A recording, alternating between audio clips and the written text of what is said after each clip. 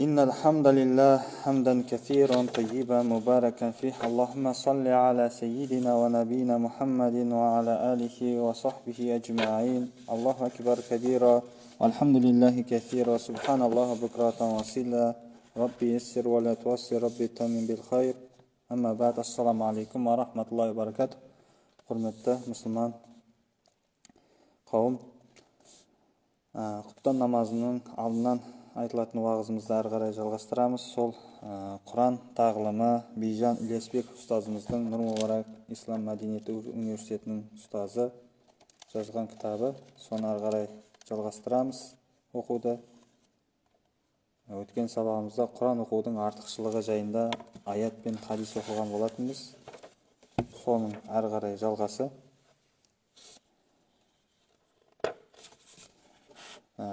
Хадис келген екен. Бұл хадисті Айша анамыз, мүміндердің анасы Айша анамыз, одан Алла разы болсын, жеткен хадисте Алла елшісі саллаллаху алейхи уассалам Құранды ережеге сай көркем түрде оқыған кісі құрметті періштелермен бірге болады. Ал Құранды ежіктеп әрі машақатпен оқыған кісіге екі бірдей сауап беріледі деген. Бұл хадис имам Науауидің Тибиян фи адаби хамалатил Құран деген кітабында келген екен. Енді алайда аталған хадис Құранды ежіктеп оқыған кісінің сауабы оны шебер оқитын адамның сауабынан көбірек деген мағынаны білдірмейді. Керісінше, Құранды шебер оқитын адам ежіктеп оқитын адамға қарағанда молырақ сауапқа кенелмек. Өйткені ондай кісі құрметті жазушы періштелермен бірге болады. Ал мұндай дәреже сол кісіге қатысты ғана айтылған. Хадистің мақсаты мұсылманды Құранды жақсылап үйренуге, үзбей үнемі оқып тұруға ынталандыру. Суфиян ас-Саури джихад пен Құран оқудың қайсысының абзал екендігі жайында сұрағанда, ол Құран оқуды артық санап, бұған айғақ ретінде, дәлел ретінде сахаба Абу Муса ал-Аш'ари радиаллаху анхуның риуаят еткен Алла елшісінің саллаллаху алейхи уассаламның мына хадисін жеткізген екен. Яғни бұлай: Алла елшісі, оған Алланың салауаты менен сәлем болсын, Құран оқитын мөміннің мысалы цитрус жемісі секілді. Ол жемістің иісі хош, дәмі тәтті. Құран оқымайтын мөміннің мысалы құрма секілді. Оның дәмі тәтті, иісі жоқ. Ал Құран оқитын екі жүзділердің мысалы райхан секілді. Оның иісі хош, дәмі ащы. Құран оқымайтын екі жүзділердің мысалы шомыр секілді. Оның иісі жоқ, ал дәмі болса ащы деген хадисін келтірген. Бұл хадис имам Науауидің Тибиян фи адаби хамалатил Құран кітабында келген екен. Ал жоғарыда айтылған сахаба Абу Муса ал-Аш'ари деген сахаба болса, толық есімі Абу Муса ал-Аш'ари Абдулла ибн Қайс ибн Сүлейм, мәшһүр сахабалардан. Омар радиаллаху анху ол кісіні Басра қаласына басшы етіп тағайындаған. Басра халқына дәріс беріп, дінді үйреткен. Осман радиаллаху анху дәуірінде Куфа қаласының басшысы, Құранды жаттаған қари сахаба Сиффин жорығындағы төрешілердің бірі болған. Ибн Мәдәни бұл үмбеттің қазылары төртеу. Олар Омар, Әли, Абу Муса, Зайд ибн Сәбит деген атақ берген екен.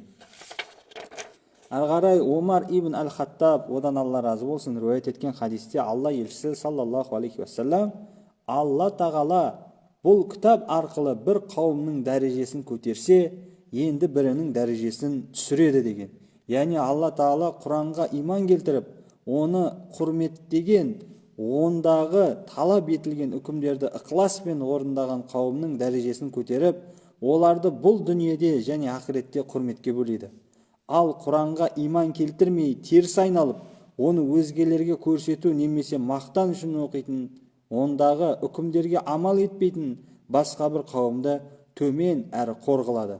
Абу Умама ал-Бахайри, Алла елшісі саллаллаху алейхи уассалам, Құран оқыңдар, өйткені ол қиямет күнінде өз иелерін шапағат етеді деп айтты деген.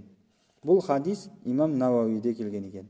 Демек, Құран бұл дүниеден өзіне назар салып, алла тағаланың разылығы үшін оқыған мағынасына ой жүгірте отырып соған сай өмір сүрген пенде үшін қиямет күні алла тағаладан оны мейіріміне бөлеп күнәларын кешіруін сұрайды екен, мұхтарам жамағат. Яғни бұл Құранда толған өте көп сауаптар, өте көп дәрежелер. Қандай адамға?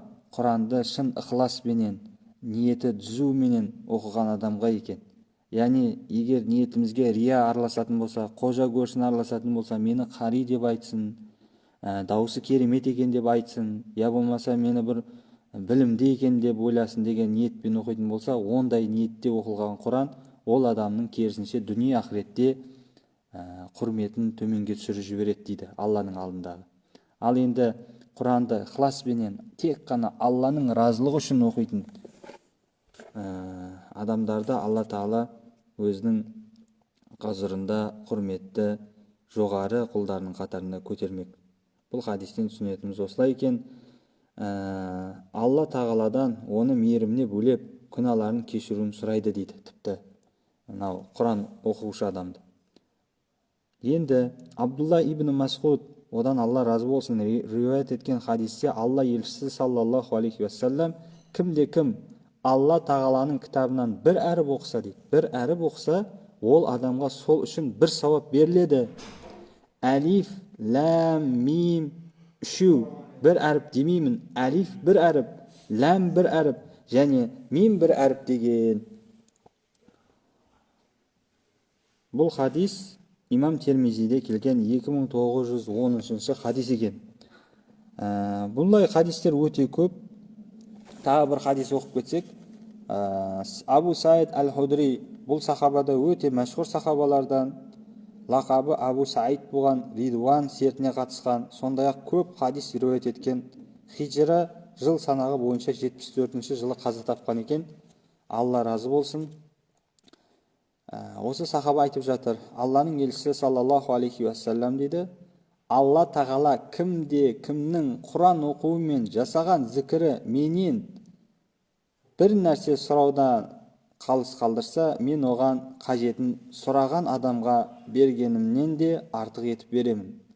Алла сөзінің басқа сөздерден артықшылығы Алла Тағаланың пенделерінен артықшылығы секілді деген.